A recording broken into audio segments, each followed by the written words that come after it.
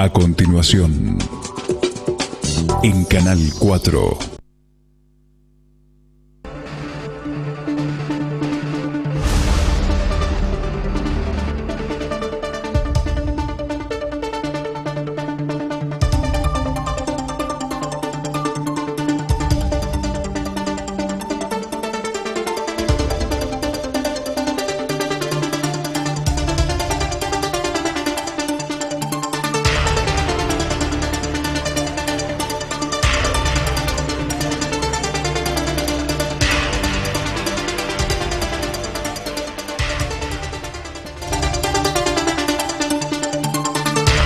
Hola, ¿qué tal? Buenas noches, ¿cómo les va? Como todos los jueves, acá estamos en nuestro programa, Aquí Ahora Salud. En este caso estoy sin mi compañero de equipo, el doctor Jorge Bianchini. Así que vamos a tener un programa conducido únicamente por mí. Bueno, buenas noches a todos. Vamos a empezar este programa por una preocupación personal que tenía por repetidas consultas de amigos, de familiares, y conocimiento de lo que pasa en la población con respecto a la gripe A. El tema puntual que me preocupaba y por lo cual tenemos a los primeros invitados es la indicación de la vacunación, particularmente la sobreindicación de la vacunación, principalmente y lamentablemente por los médicos. Entonces, como yo tenía esta preocupación y yo no soy especialista en el tema, he decidido invitar en unos pocos minutos representantes del Comité de Infecciones del Hospital Iturraspe de nuestra ciudad, a la doctora Foresta, Fernanda Foresta, y al doctor Rodolfo Bufa, que ustedes ya conocen porque ha venido repetidamente a nuestro programa. Doctores, buenas noches y gracias por estar acá. Esa es mi impresión, esa es mi preocupación. Quiero saber si ustedes tienen esa misma impresión que yo tengo y si es así, que nos aclaren, nos instruyan y que de alguna manera nos guíen a todos nosotros de cómo actuar frente a esto que es la gripe A. Bien. ¿Cómo ustedes? Fernanda. Bueno, dale vos. Sí, en realidad yo creo que como todos los años se genera este miedo por la población en general, es como que todos quieren vacunarse y en realidad las indicaciones de vacunación de aquellos pacientes que son pacientes de riesgo están bastante claras. Eso no ha cambiado con los años. Desde la primer epidemia que nosotros conocimos en el 2009, ahí se establecieron los parámetros de vacunación y eso no ha cambiado hasta la actualidad. Pero bueno, todos los años es verdad que ocurre esto. La gente quiere vacunarse, tiene miedo y por ahí algunos colegas incurren en el error de liberar, digamos, esta vacunación para que sea masiva y en realidad no tiene sentido. Lo único que logramos muchas veces es utilizar el total de vacunas que tenemos quizás para poder administrar en forma gratuita, estoy hablando, a las personas de riesgo, aquellas personas que están amparadas en el protocolo de vacunación y llegamos a un punto en que por ahí tenemos pacientes que realmente necesitan la vacunación y nos quedamos sin vacunas. Realmente es un problema. Y bueno, nosotros lo vemos seguidamente, por ahí no tanto en la parte pública, pero sí en la atención privada, que muchas personas vienen a solicitar la vacuna y bueno, y por ahí te dicen, pero como si a un familiar se la indicó su médico, a mí yo ya me vacuné, y uno dice, pero si no tiene criterios. Tal cual. Se me ocurre, esa es la realidad. Antes de preguntarte tu opinión, Rodi, que es muy importante por ahí porque obviamente que todos hablamos de derechos y como conceptualmente asumimos la salud como un derecho y también como un bien. Si bien es discutible asumir usar la palabra bien, no es un bien la salud, pero no es un bien individual, es un bien colectivo, totalmente. Es un bien comunitario, donde las acciones individuales tienen que ir junto a un colectivo y con un aspecto de solidaridad y de respeto por las normas de última, ¿no? Bueno, más allá de acordar absolutamente todo con Fernanda, vos sabés que hoy a la mañana esto fue una cosa que te agradecemos del Comité de Infecciones porque también nosotros teníamos esta preocupación, creímos que teníamos la obligación de decir lo que pensábamos y lo que aparte no lo que pensamos sino lo que está lo que está como norma, pero nada más creo yo claro en lo que es la salud pública que el uso de vacunas, las vacunas, que esto es lo que la gente tiene que entender, es que las vacunas están basadas, más allá de ser uno de los avances más importantes, en el principio de solidaridad y de saber que las vacunas hacen bien si se le aplica a todo el mundo y no si se aplican mal aplicadas, ¿sí? Porque esto es como, voy a poner un ejemplo que todo el mundo va a entender, porque esta es una zona donde se vacuna a las vacas contra la brucelosis, ¿no es cierto?, contra la tuberculosis. Entonces, la gente cuando va a vacunar sabe que tiene que vacunarlas a todas o a ninguna, porque si deja alguna en el medio de vacunar, ¿no es cierto?, eso trae problemas. La vacuna de la gripe específicamente tiene una indicación muy precisa, que es vacunar, como dice la norma, a los menores, a los mayores sanos, y al resto en el medio a personas que tienen factores de riesgo específicos. ¿Por qué? Perdón que te interrumpa, Sí. Lo de los menores, aclarámelo bien porque si no se va... Los menores de 2 años y mayores de 6 meses. Perfecto. ¿Está bien? O sea, los chiquitos que están entre 6 meses y 2 años. No a los mayores de 2 años, a ninguno.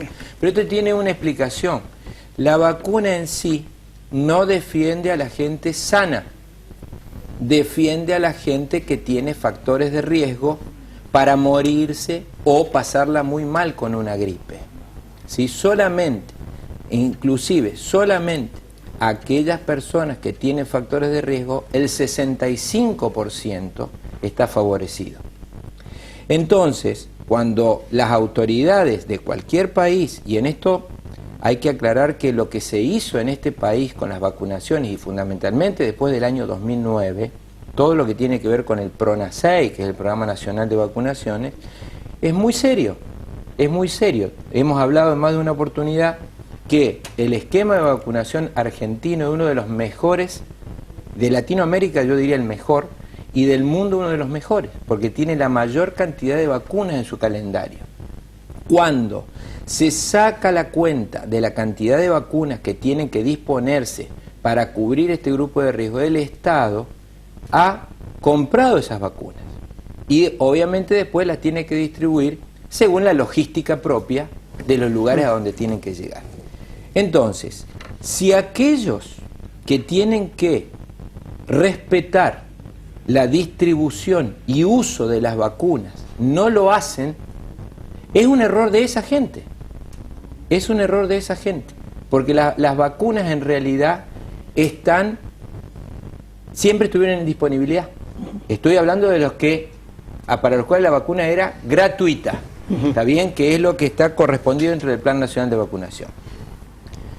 ¿Qué pasó? Parte de esa vacuna se han indicado, como dijo Fernanda, se ha liberado la colocación de vacunas. Lo preocupante es que se haya liberado la colocación de las vacunas gratuitas. Eso es lo preocupante, porque ahora cuando la gente tiene que vacunarse con grupo de riesgo no tiene la vacuna. ¿Está bien?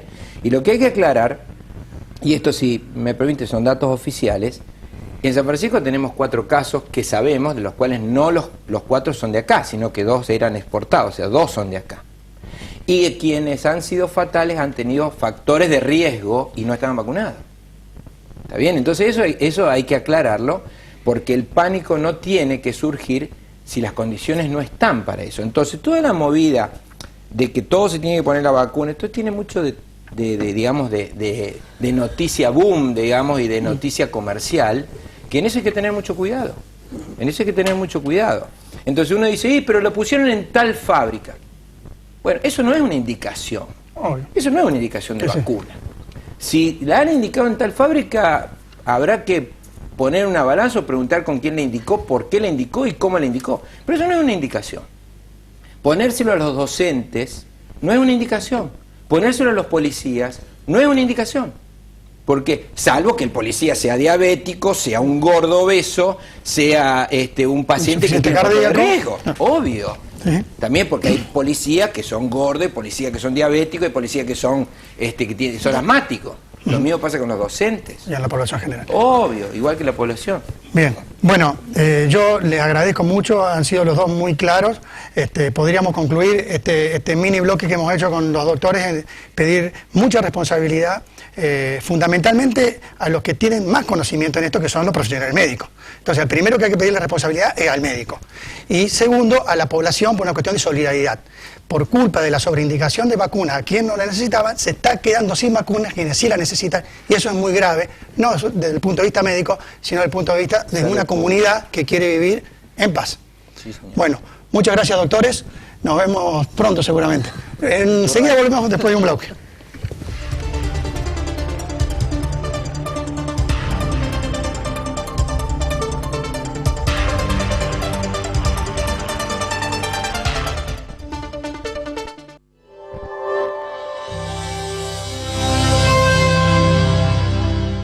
La Secretaría de Salud de la Municipalidad de San Francisco aconseja tomar recaudos para evitar intoxicaciones por monóxido de carbono, provocado por la combustión incompleta del gas natural, leña, carbón, querosén, alcohol o nafta, manteniendo los ambientes ventilados, controlando el buen funcionamiento de las instalaciones y artefactos de calefacción, corroborando que las llamas de hornallas de cocinas y de calefactores sea siempre azul, apagando estufas y braseros antes de dormir, no instalando calefones en los baños y evitando calefaccionar ambientes con el horno o las hornallas de la cocina. Ante síntomas como dolor de cabeza, vómitos o náuseas, mareos, decaimiento, falta de aire y palpitaciones, ventile rápidamente el lugar y diríjase a su centro de salud más cercano. En San Francisco, cuidamos tu salud. Gobierno de la Ciudad de San Francisco.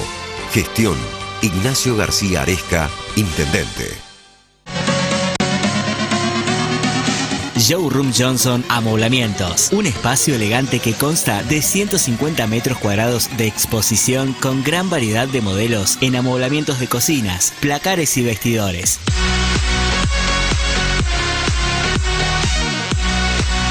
Distribuidor oficial para la ciudad y la región, Raca Interiores. Visítenos en Moreno 46. La atención de arquitectos especializados buscarán diseñar la propuesta que más se adapta a sus necesidades.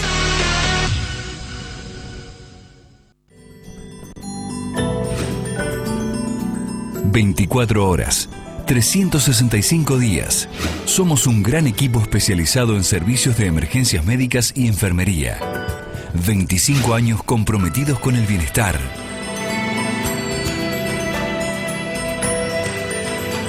Contáctenos al 430.000. Cruz Verde. Primero la vida. ¿Por qué elegís BEA? Porque encuentro calidad, buenos productos. Hasta el domingo en BEA, 15% de ahorro en heladeras, freezers, lavarropas y secarropas, más 12 cuotas sin interés con todas las tarjetas de crédito y 18 cuotas sin interés en todos los electrodomésticos con tarjetas Cencosud, Visa y Mastercard. Estás eligiendo bien.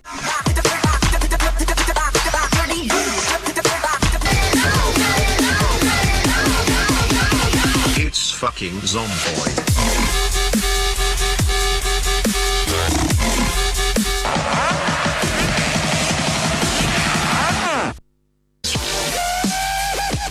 Ya no vas a tener que hacer tanto para tener la moto que tanto querés. Presentamos la nueva forma de pago. Llévate tu moto con tu DNI y renovala todos los años por el último modelo en Córdoba Motos. Cambiala con la nueva forma de pago y gratis te llevas un service y la cuota del seguro obligatorio. Solo en Córdoba Motos. Está muy cerca de su casa. Chapulín. El súper de la familia. Chapulín. Ofertas todos los días. Chapulín. Variedad y calidad. Para hacer economía. Chapulín. Es el súper diferente. Es un súper sorprendente. Supermercado Chapulín. Siempre más para la gente.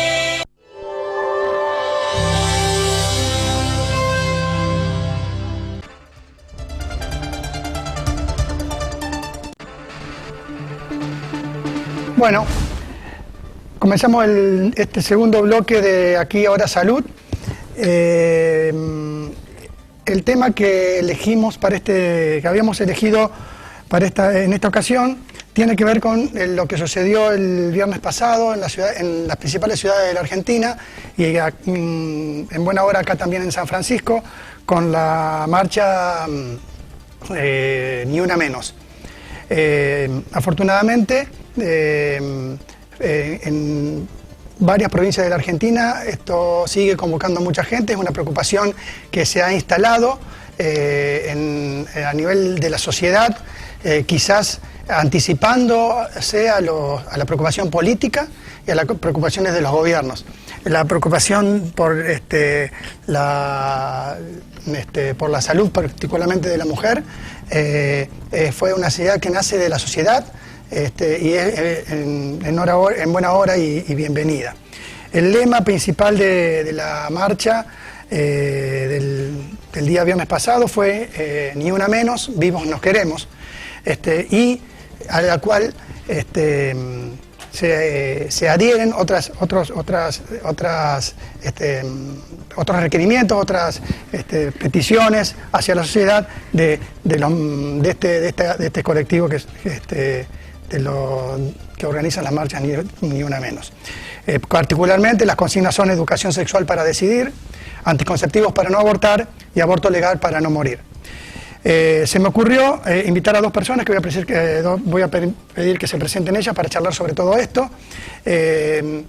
Así que gracias a ustedes por venir. Estamos con nosotros Verónica Besone, enfermera del hospital, que le voy a pedir que se presente ella, y Carla Isolfi, trabajadora social del hospital. Chicas, gracias por estar acá. Vamos a tratar de abordar todos los temas que podamos y les pido claridad. Acuérdense que no estamos hablando entre nosotros en el hospital, sino para la población en general. Y bueno, Vero, contanos qué haces vos. Yo soy enfermera, trabajo en la guardia del hospital, acá de la ciudad, y con Carla estamos trabajando desde hace algunos años en talleres de sexualidad en los colegios. Carla. ¿Qué tal? Buenas noches. Yo soy Carla Isolfi, trabajadora social. Me desempeño en el servicio social del hospital J. Iturraspe. Y bueno, como les contaba Verónica, en diferentes ocasiones vamos trabajando en instancias dentro del hospital y también extramuros, lo que se llama, que sería en los colegios. Bien. Una palabra que se repite permanentemente en toda esta cuestión es la palabra género, ¿no? Está en boca de todos y más de uno no tenemos bien en claro a qué nos referimos cuando hablamos de género. Yo podría trasladarle a ustedes esta pregunta: ¿de qué hablamos cuando hablamos de género? Sí. Hoy podemos decir que es una palabra que algunas personas hacen uso o abuso, ¿sí?, de esta palabra género. A veces se usa con muchos o diferentes contenidos y básicamente cuando estamos hablando de género estamos hablando de una construcción que es social, histórica y que lo que estamos construyendo en función de estos son roles, ¿sí?, que están estereotipados tanto para un varón o una mujer en función de su sexo biológico, ¿sí? Entonces, lo que se espera lo que la sociedad espera para un varón, conductas, acciones, valores para un varón, y lo que espera para una mujer, ¿sí? Cuando hablamos de género estamos hablando de esto, de estas construcciones en función del sexo biológico, ¿sí? Sería el sexo con el que nacemos. Entonces, yo de un varón puedo esperar algunas conductas, ¿sí? Y que estas conductas nos las van imponiendo desde que nacemos. Eso siempre es lo que decimos y vamos viendo.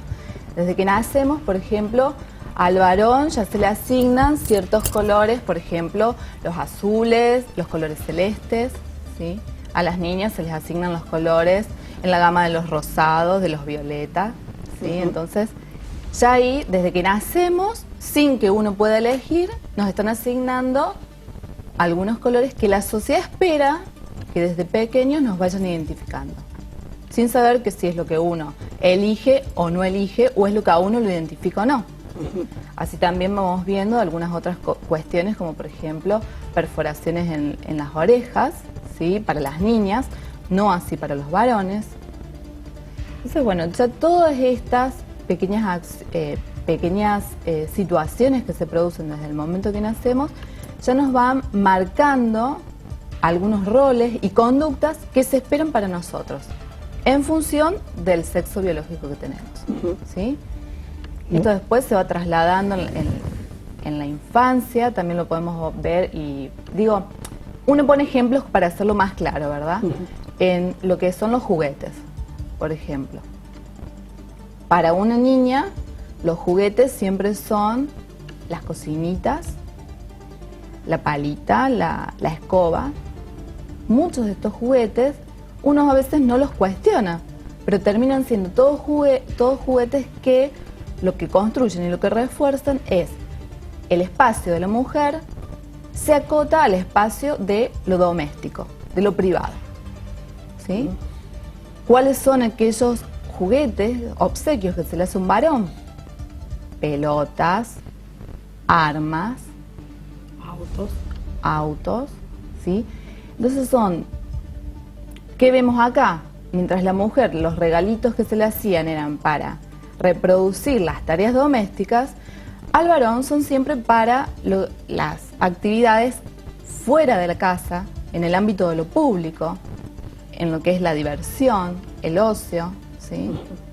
Es muy raro ver que a un varón se le regale una tablita de planchar, por ejemplo, y la planchita. No, eso es un regalo que por lo general, no decimos que siempre, se elige para una niña. También ¿sí? a las nenas el tema del rol de mamá, que se le regalan las muñequitas, los bebotes, la ropita, para ya empezar a cumplir el rol de madre. Exacto. Como que sos mujer, naciste mujer, y sí o sí toda la sociedad espera que tengas un hijo. Pero ¿cómo lo ves vos? No, también. Nosotros, por ejemplo, lo vemos en el hospital, en la guardia, que yo trabajo en la guardia, y que se atienden muchos niñitos. Esto también está muy marcado. Nosotros cuando le ponemos inyecciones a los nenitos, a los varones, la familia no les permite llorar. Entonces el adjetivo "no seas maricón", "pareces una nenita", lo vemos cotidianamente. Y bueno, esa actitud de dolor parece que el varón no la puede tener. Y la inyección nos duele a todos, a los varones y a las mujeres. Y mientras que a la nena, muchas veces van hermanitos, a la nena se le permite y al varón no. Entonces en todos los ámbitos está bien marcado esto del género y de lo que se espera del varón y la mujer. Y únicamente podemos esperar de uno de nosotros que nacemos ser varón o ser mujer y no tenemos otra opción. No, sí. Por eso es importante destacar esto. Cuando se habla de género, siempre se acotó, históricamente se acotó a pensar en el binomio varón-mujer, ¿sí? En la actualidad nosotros estamos atravesando, sí, tenemos otras identidades de género. Entre esas otras identidades de género podemos mencionar a la comunidad gay, la comunidad lesbiana, la comunidad trans, la comunidad intersex, ¿sí? Hay múltiples otras identidades de género. Entonces seguir pensándonos en el binomio varón-mujer, ¿sí? Que regula toda nuestra sociedad, estamos dejando fuera un montón de personas, ¿sí? Que por ahí siempre lo que es importante no es esto de tener que calificar o encasillar a las personas. O sea, todos somos personas, todos somos seres humanos. No hace falta tener que estar haciendo estas diferencias. Podríamos poner una placa que tenemos, que es muy interesante. ¿Me podrían poner la placa que habíamos... ¿Podrían? Esta placa la usamos nosotros en las escuelas, cuando empezamos a hablar de lo que es el género y de las distintas... las distintas formas que hay, en donde vemos, acá hay varias definiciones: identidad de género, la orientación afectiva sexual, el sexo biológico, y ahí está bien diferenciado qué es cada una. La identidad de género, ahí dice mujer, transgénero, hombre; la expresión de género femenino, andrógino, masculino; el sexo biológico, hembra, intersexual, macho; la orientación afectiva sexual, heterosexual, bisexual, homosexual. Y la expresión de género que está atravesada por el nenito es cómo nosotros nos vemos, cómo nos mostramos en la sociedad. Eso es para explicar un poquito todos estos términos que estábamos viendo recién, que estaba explicando Carla. Y siempre les decimos a los chicos que están bien diferenciados los lugares. La identidad de género está en la cabeza, la orientación afectiva sexual en el corazón y el sexo biológico es el sexo dado cuando nacemos. Ahí nos damos cuenta si somos hombre o mujer por el sexo que tenemos. Bien, y una cosa que me ha parecido interesante en el recorrido histórico reciente es la abundante legislación al respecto que protegen de alguna manera todas estas cuestiones de las que estamos hablando. Me gustaría que someramente nos hagan un recorrido, un señalamiento de las leyes que protegen a las distintas identidades de género, fundamentalmente también a la mujer, a los grupos de riesgo. No sé si comprenden un poco las preguntas. Sí, claro. Entre las leyes que se pueden mencionar está la ley de identidad de género, la ley de matrimonio igualitario, la ley para prevenir, sancionar y erradicar la violencia contra la mujer, ¿sí? Las leyes que protegen y promocionan todo lo que es en relación a los niños, niñas y adolescentes. La ley de educación sexual integral. La ley de educación sexual integral. Las modificaciones en el Código Civil también. Exacto. Yo noto que en general en la sociedad nos cuesta hablar de todos estos temas, nos cuesta un poco abrir la cabeza y ser un poco más tolerante con las diferencias, ¿no? Ese es un problema. ¿Ustedes dónde ven o dónde verían un camino de acción, aunque lento y largo? ¿Cómo verían ustedes la forma de encarar y tratar de que aprendamos a vivir con la diferencia, a tolerarnos un poco más allá de lo que hayamos elegido para nuestras vidas? Cuando se habla de género y estas construcciones muchas veces no se cuestionan porque uno lo toma como algo ya establecido, algo dado, como si fuese algo natural, ¿sí?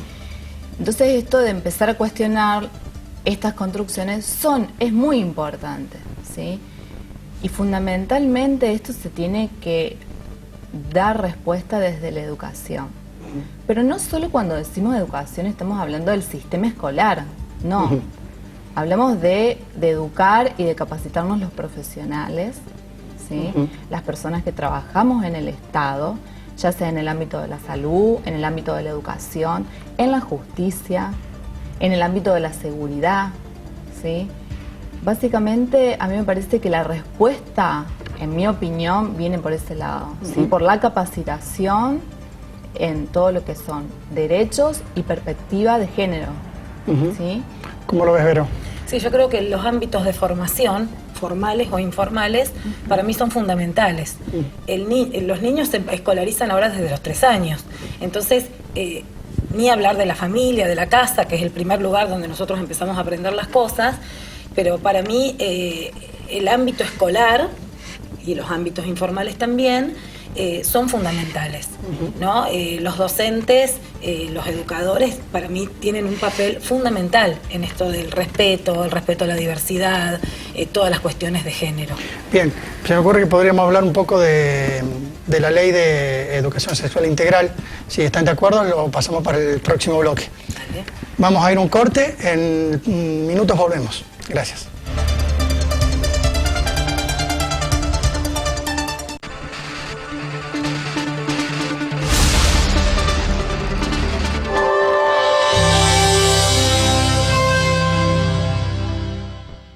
El fin de semana de tu radio tiene mucha más música para vos. Classic Weekend. Classic Weekend. En la 100. Hecho con nuestras mejores canciones. El fin de semana con más música de la radio. 99.9 Voz. La 100. En San Francisco, 89.1 es la 100. 100. El local más original de la ciudad presenta Colección otoño-invierno. Santorini Dilanot. Moda para hombres que saben lo que quieren. Santorini, lo único, lo original, lo nuevo de Siamo Fuori, Noent y Cara Cruz. 25 de mayo 2077. Santorini. Santorini Dilanot. Elegancia y estilo. El torneo oficial que organiza la Liga de Baby Fútbol de San Francisco se vive por Canal 4. Notas, estadísticas, tabla de posiciones, goleadores y el partido más importante de la jornada. A las 13:45 con reiteración el martes a las 21 con los relatos de Claudio Lencinas y los comentarios y la conducción a cargo de Francisco Pancho Bertorello. 22 años por la pantalla de Canal 4, difundiendo el fútbol infantil.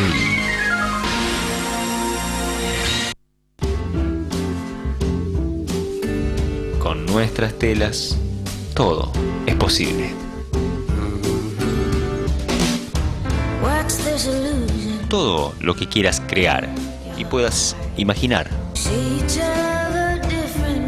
Colección Otoño-Invierno 2016. La Reina. Esta semana te espero todos los días aquí a las 19. Temas culturales, educacionales y curiosidades.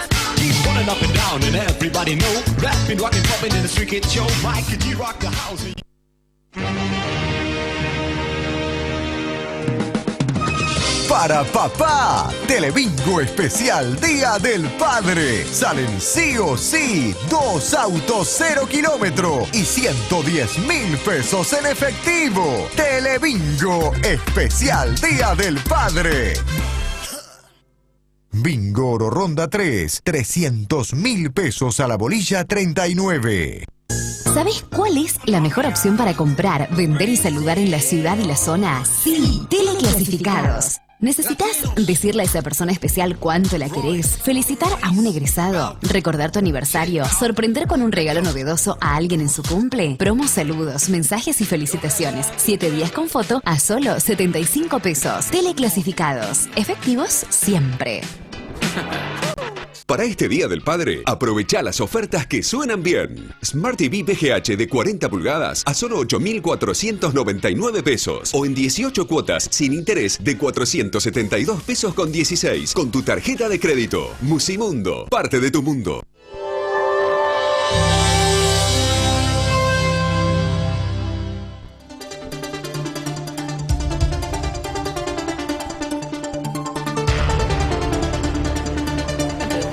Bueno, continuamos en este tercer bloque de Aquí y Ahora Salud. Estamos charlando un poco sobre género. Desembocamos en una cuestión fundamental que es la educación y a raíz de esto terminamos en la ley de educación sexual integral. Por lo tanto, les voy a pedir a ustedes, chicas, que de alguna manera traten de explicarnos qué es la educación sexual integral. Bueno, la educación sexual integral es una ley, que es la 26.150, que fue aprobada en el año 2006 y que establece que todos los niños, niñas y jóvenes tienen derecho a recibir educación sexual integral en todos los colegios del país, tanto públicos como privados. Los contenidos que tiene esta ley surgen a partir de normas, códigos, convenciones, tratados, comités que se reunieron, nacionales e internacionales, consultas con expertos, y se trabajan un montón de temas, por ejemplo, género, sexualidad, respeto por la diversidad, respeto por la intimidad, actitudes frente a la sexualidad, responsabilidades ante la sexualidad, los cambios corporales, embarazo adolescente, métodos anticonceptivos, muchísimos temas. Y también se trabajan temas como violencia y trata de personas. Estos temas se fueron agregando en los últimos años. Y la pregunta que siempre me surge a mí, si bien es una ley y debe haber un órgano de aplicación, un órgano de control, los contenidos, ¿existen contenidos mínimos? ¿Existen contenidos obligatorios? Estos contenidos que vos hablabas, ¿necesariamente y obligatoriamente se tienen que dar? En realidad, lo que nosotros vemos en las escuelas, cuando vamos, es que se está trabajando, en algunas escuelas se está trabajando muy bien, pero se está trabajando poco. Entonces, la ley dice que hay contenidos, que estos contenidos se pueden modificar según los lugares donde está la escuela, la cultura de ese lugar, la idiosincrasia de ese lugar. Entonces, como que no es obligatorio enseñar todos los contenidos. Sí, la ley dice que tienen que darse desde jardín hasta... Eso te iba a preguntar, ¿desde qué nivel? Desde jardín hasta el secundario están contemplados todos los contenidos curriculares para la ley. En el jardín y en la primaria, en el nivel inicial y primario, esta ley estos contenidos están transversalizados por algunas materias. O sea, que se enseñan junto con lengua, ciencias sociales, ciencias naturales, educación física, educación artística. Y en el secundario se recomienda que sea una materia única. ¿Por qué? Porque así los chicos, los adolescentes, que son los chicos que van al secundario, ya pueden expresar las necesidades, los intereses, de otra manera, son otras las inquietudes, no es lo mismo lo que le vamos a enseñar a un niñito de jardín que lo que le vamos a enseñar a un chico de cuarto o quinto año del secundario. Y también en el secundario esta ley se pensó como un espacio de protección para los jóvenes, en donde, charlando diferentes temas, se pueden detectar problemáticas específicas, como por ejemplo embarazos no deseados, el tema de violencia, de adicciones, y también se puede actuar para hacer frente a estas problemáticas que se van presentando. ¿Vos crees que, en tu experiencia, Vero, vos crees que someramente es hoy una realidad la educación sexual integral? Yo creo que, así como dije antes, que en algunos colegios se trabaja y mucho, hemos ido a colegios que realmente nos sorprendieron los chicos cómo se está trabajando, nos llaman mucho porque no saben cómo abordarla. Y a nosotros nos consta que hay capacitación a los docentes.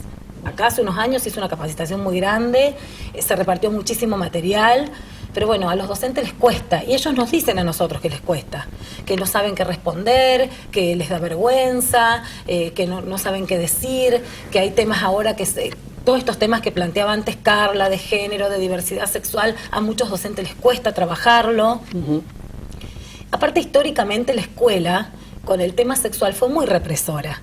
La escuela siempre hizo esta diferencia varón-mujer, se vio marcado, los chicos por un lado, las chicas por el otro, las polleras las chicas, los pantalones los varones, o sea, hay un montón de cosas todavía que hacen que se marque bien la diferencia entre varones y mujeres. De hecho, la ley plantea el espacio de educación física como el lugar ideal para trabajar los contenidos de la ley, sobre todo con el respeto a la intimidad, el respeto del cuerpo, los cambios corporales, y en muchísimos colegios siguen separando a los chicos de las chicas para hacer educación física. Entonces ya es un espacio que no se puede usar o no se puede trabajar la ley desde ese espacio, porque los chicos están separados. Entonces, a raíz de esto, nosotros empezamos con los talleres hace como 2 años, con la inquietud de un profesor de la escuela Rabetti que nos llama y nos dice que le interesa que vayamos a tratar temas de sexualidad. Y lo pensamos en modalidad taller. ¿Y cómo trabajan ustedes los talleres estos? Los talleres los trabajamos a otras profesionales. Nosotras dos básicamente fuimos las que vamos quedando, pero siempre invitamos a otras profesionales que también trabajaron con nosotras. Y estos espacios nosotros los planteamos como espacios de aprendizaje colectivo. Nosotros no vamos a pararnos frente al aula a dar la clase magistral de educación sexual, sino que a través de la modalidad taller hay un intercambio entre los chicos y nosotras. Aprendemos todos. Nos convocan los profesores de diferentes escuelas, en diferentes materias. Fue una sorpresa porque a veces nosotros pensamos, bueno, nos van a llamar desde ciencias naturales o de esas materias, no, nos llaman desde distintas materias o nos vamos quedando en las diferentes materias, y el taller dura aproximadamente 2 horas, pero es un tiempo que también lo van marcando los chicos según los intereses que van teniendo ellos. Generalmente están muy interesados. Nosotros trabajamos los temas que propone la ley, algunos, porque la ley es para trabajarlo durante los 5 años del colegio, entonces trabajamos algunos temas, trabajamos sexualidad, diversidad, respeto, las leyes, trabajamos los métodos anticonceptivos, trabajamos también hacemos un taller sobre el uso correcto del preservativo, sobre prevención de infecciones de transmisión sexual y formas de contagio de HIV. Más o menos eso, de ahí por supuesto van surgiendo otros temas, los chicos cuentan experiencias. Y también aprovechamos este espacio para que los chicos conozcan los lugares que hay en la ciudad para retirar los métodos anticonceptivos, los talleres y los programas que hay en el hospital. Informamos, muchas veces hemos trabajado violencia, entonces también vemos y queda aclarado dónde se hace la denuncia, dónde buscar ayuda, qué hay en la ciudad, qué recursos hay en la ciudad para todos estos temas. Me quedó, perdón Vero, porque recién utilizaste la palabra violencia y cuando hablamos de género en el primer bloque, creo que, y a raíz de la marcha, nos quedó pendiente tamaña violencia. Me parece ver que hay un alto índice de violencia general en las instituciones, ¿no? Y en la sociedad, en los comportamientos diarios, ¿no? Pero tenemos cifras que son alarmantes en violencia de género, ¿no? Y no ha quedado un poco, hemos pasado por alto este tema que me parece muy, muy importante. Y discúlpame que te interrumpa, pero Carla, ¿querés decir algo al respecto? Sí. Vos te agarré de sorpresa, pero es un tema que no lo podemos dejar. Estas situaciones de violencia se van dando en esto de cuando volvemos a hablar de estas cuestiones de género y en este binomio que dejaba fuera las otras identidades, lo que hace es marcar diferencias y sobreponer uno de estos sexos, ¿sí?, al otro, ¿sí? En esta diferencia y que sobrepone al varón por arriba de la mujer, al varón dándole poder en el ámbito público, la mujer relegada al ámbito de lo doméstico, en lo privado, va creando diferencias y estas diferencias son propicias, son el ámbito en donde se da y surge la violencia, ¿sí? Y que esta violencia, bien como vos decías hoy, no queda solamente limitada al ámbito de lo doméstico, ¿sí?, sino que la violencia contra la mujer se da en todos los ámbitos de sus relaciones interpersonales, ¿sí? En todos los ámbitos. Y eso es muy importante tenerlo en cuenta. Recientemente y afortunadamente la provincia de Córdoba decidió adherir a la ley 26.485, si no me equivoco el número, y que es la ley que es para prevenir, sancionar y erradicar la violencia de género contra las mujeres en todos sus ámbitos de relaciones interpersonales. ¿Qué quiere decir esto, la provincia, que adhiere a esta ley? Lo que está diciendo, porque nosotros siempre, históricamente, nos manejamos con la ley de violencia familiar. Entonces, la ley al adherir a esta otra ley, la provincia al adherir a esta otra ley, lo que está diciendo es que la violencia no solamente se está limitando al ámbito de lo privado, de la casa, de lo doméstico, de lo familiar, sino que también, bien como vos marcabas, las situaciones de violencia también se dan en otros ámbitos y en el ámbito de lo público. Digo, las organizaciones que están monitoreando las muertes por la condición de ser mujer, lo que hoy llamamos femicidios, están marcando que hay una muerte de una mujer cada 30 horas. Digo, y son cifras alarmantes, ¿sí? Eso hay que tenerlo en cuenta. Las organizaciones que están haciendo este monitoreo, porque no hay un organismo oficial que se encargue, es la Casa del Encuentro, y la Casa del Encuentro lo que está... Las cifras que maneja la Casa del Encuentro son cifras que surgen de todas aquellas muertes de mujeres, ¿sí?, que han salido en los medios de comunicación. O sea, puede haber otras, ¿sí?, situaciones de femicidios que no han salido en los medios de comunicación y que no se están teniendo en cuenta. Las cifras que yo tengo son 277 casos en 2014, 286 muertes en 2015 y en los primeros 100 días de este año 66 hechos de muerte por violencia hacia la mujer, ¿no? Sí, son cifras realmente alarmantes. Alarmantes, y creo que la expresión de la sociedad en las marchas va teniendo su resultado en esto de decir, bueno, la provincia hoy adhirió, las diputadas mujeres se han manifestado para empezar a trabajar estos temas. Todavía no tenemos un plan estratégico de acción para todo el país, ¿sí? Que eso lo maneja el Consejo Nacional de las Mujeres. Está la propuesta. Van a presentar ahora en un par de meses. Exactamente, pero todavía no hay nada en concreto. Chicas, la última consigna de la marcha, por lo menos a nivel nacional, no puedo dar cuenta de esto a nivel local, pero sí a nivel nacional y provincial en Córdoba también, decía aborto legal para no morir.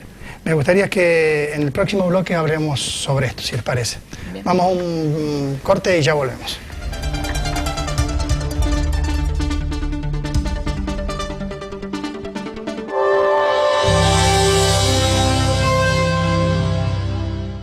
La Secretaría de Salud de la Municipalidad de San Francisco aconseja tomar recaudos para evitar intoxicaciones por monóxido de carbono, provocado por la combustión incompleta del gas natural, leña, carbón, querosén, alcohol o nafta, manteniendo los ambientes ventilados, controlando el buen funcionamiento de las instalaciones y artefactos de calefacción, corroborando que las llamas de hornallas de cocinas y de calefactores sea siempre azul, apagando estufas y braseros antes de dormir, no instalando calefacciones en los baños y evitando calefaccionar ambientes con el horno o las hornallas de la cocina.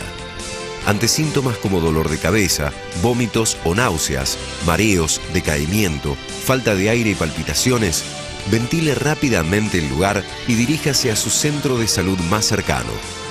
En San Francisco, cuidamos tu salud. Gobierno de la Ciudad de San Francisco. Gestión, Ignacio García Aresca, Intendente. Showroom Johnson Amoblamientos, un espacio elegante que consta de 150 metros cuadrados de exposición con gran variedad de modelos en amoblamientos de cocinas, placares y vestidores.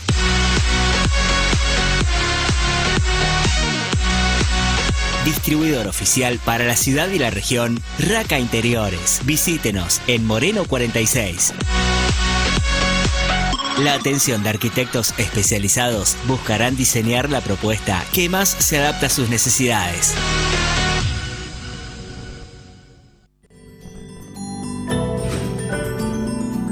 ...24 horas...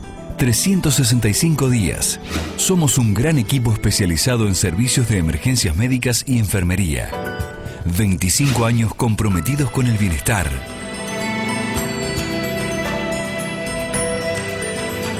Contáctenos al 430.000. Cruz Verde. Primero la vida.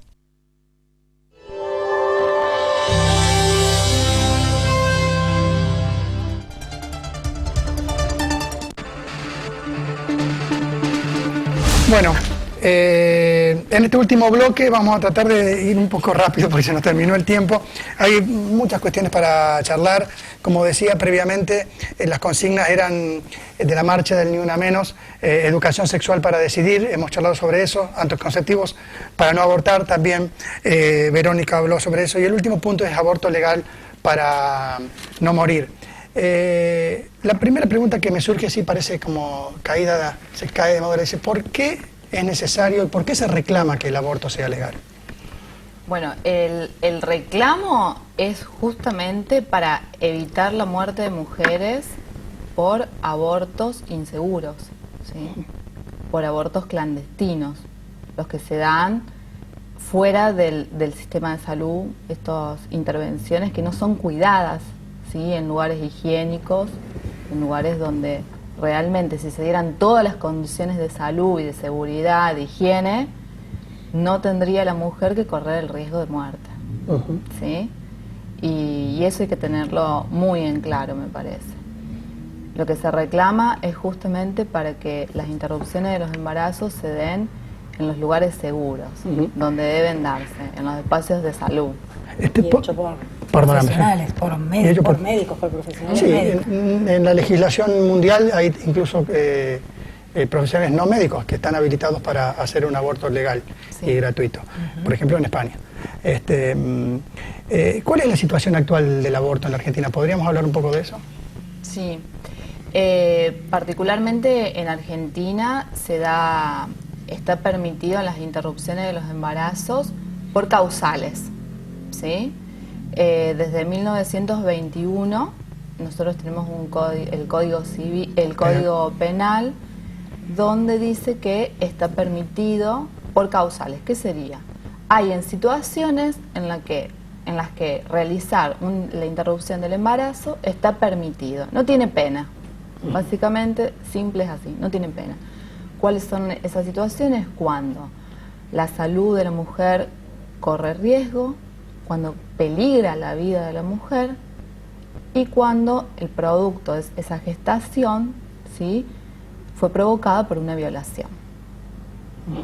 ¿Sí? Que fue en esas tres situaciones está permitido. Entonces se dice que la interrupción legal del embarazo es permitida por causales, ¿sí? Y ahora también creo que está bueno entender el concepto de salud como algo muy amplio, porque la Organización Mundial de la Salud desde hace muchos años dice que la salud no es solamente la ausencia de enfermedad, sino es el completo estado de bienestar físico, mental y social. Entonces esto abarca mucho, ya la persona no se ve en forma individual, sino que se lo ve insertado en una familia y en una comunidad. Entonces el causal salud es muy amplio también, ¿no? Sí, me parece que es el punto actual de mayor discusión, porque de hecho con el fallo de la Corte Suprema de Justicia con el caso FAL, la segunda parte del artículo quedó absolutamente en claro.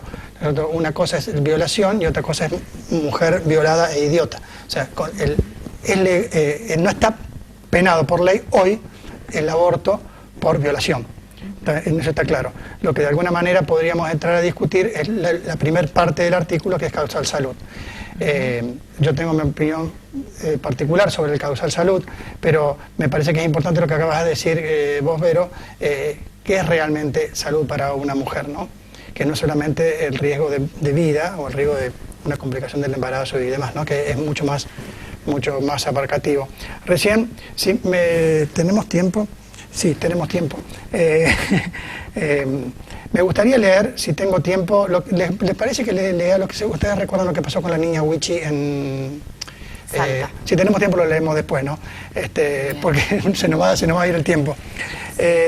La pregunta es concreta.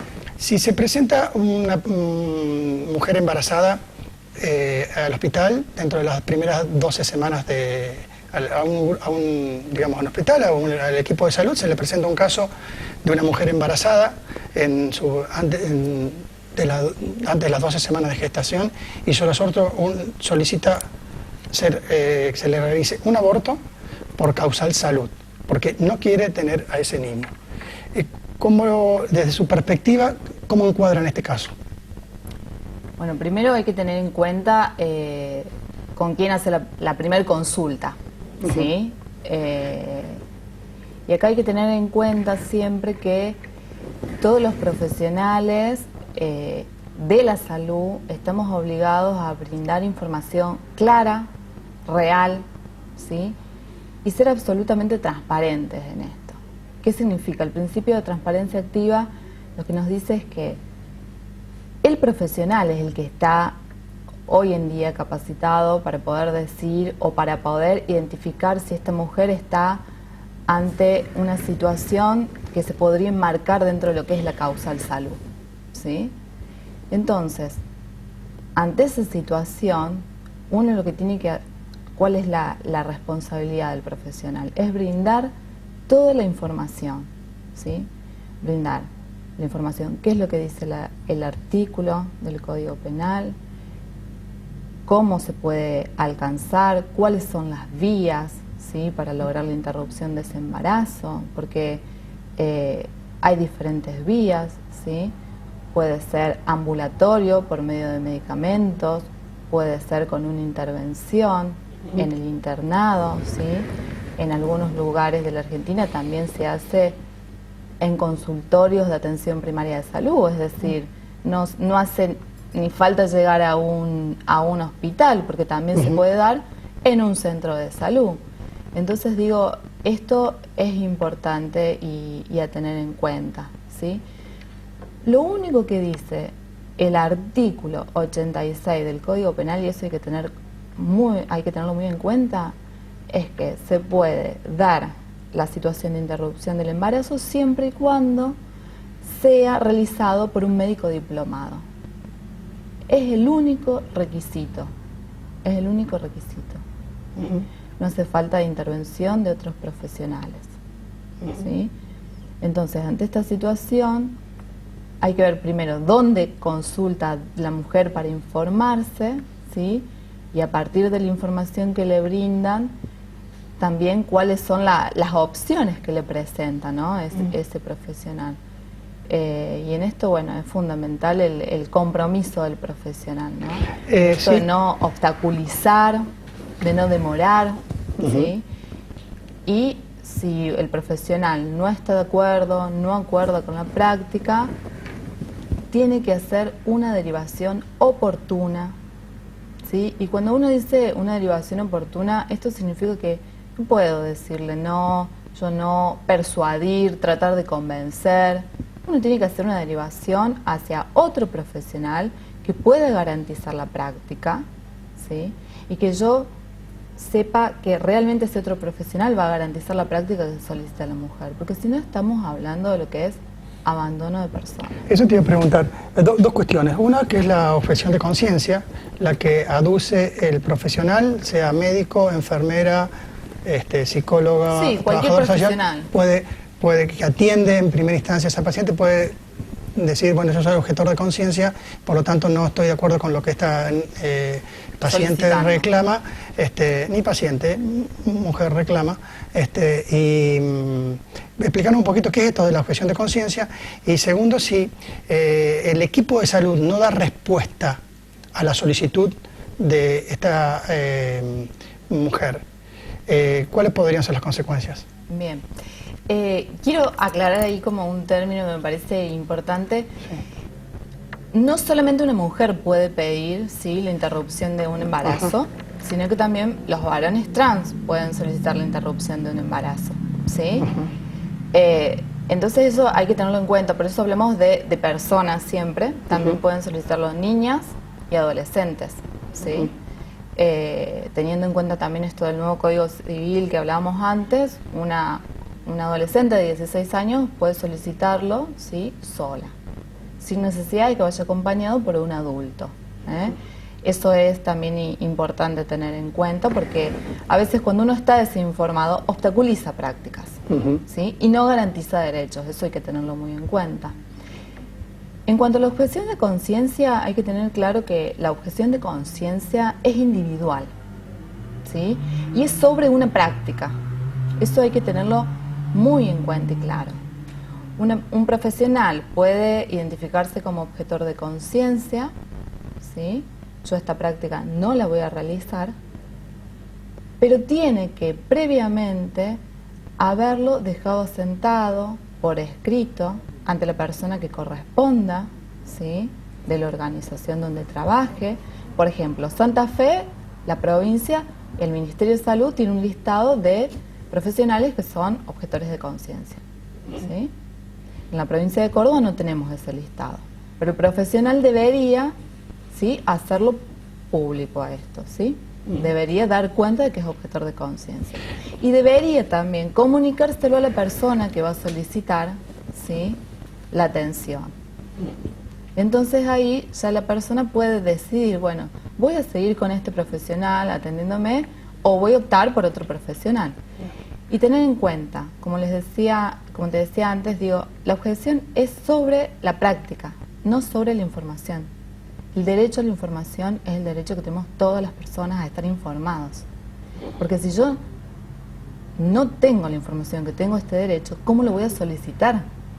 Entonces por eso vuelvo a esto, digo, es el profesional de la salud, por lo general, el que está capacitado, el que tiene las herramientas para identificar que una persona está ante una situación X y puede solicitar la interrupción legal del embarazo. ¿sí? Entonces digo, y ahí es donde empieza a jugar el principio de transparencia activa. Yo le tengo que dar toda la información a esta persona, ¿sí? Y en toda la información, cuáles son los riesgos para su salud, cuáles son los riesgos para su vida, cuáles son las formas para lograr la interrupción de un embarazo, explicarle qué es legal, por qué es legal, ¿sí?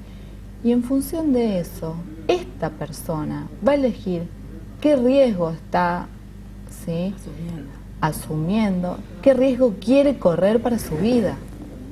Es la persona la que tiene que decir qué riesgo yo puedo decidir, qué riesgo yo puedo afrontar, no es el profesional.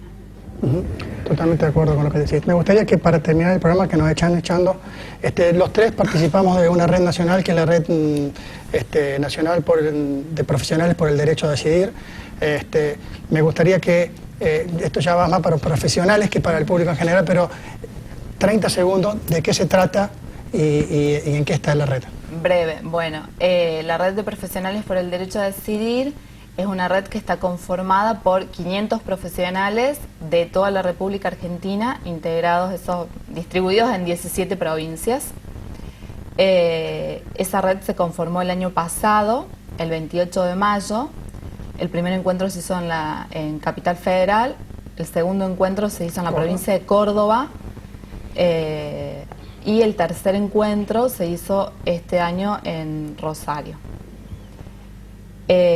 Nos manejamos por medios de comunicación, por medio de las redes sociales y básicamente por un correo electrónico, donde lo que se hace por medio de este correo es se presenta una situación en Córdoba capital que, bueno, puntualmente, se activa toda la red para darle respuesta a esta persona, para que la persona, el varón trans, no tenga que estar dando vuelta por múltiples espacios de salud, sino que vaya al lugar donde corresponde, donde sepa que le van a atender, donde hay profesionales que le van a garantizar la práctica, ¿sí? Y recientemente se ha creado una página de Facebook que es Profesionales por el Derecho a Decidir. Profesionales de la Salud por el Derecho a Decidir. Bueno, chicas, ya nos echaron 5 veces. Vamos a dar por terminado el programa. Yo les agradezco mucho el haber estado acá. Este es un tema que es muy delicado, pero me parece que hay que plantearlo, tenemos que dar la cara, tenemos que defenderlo por las cosas que creemos nosotros, y de alguna manera empezar de un poco a contribuir para que vivamos una sociedad un poquito más justa, ¿no? Y que y con mucha mayor tolerancia. Yo les agradezco mucho que hayan estado acá, la verdad. Gracias a vos por el espacio. Bueno, nos vemos el jueves que viene. Chau, hasta luego, buenas noches.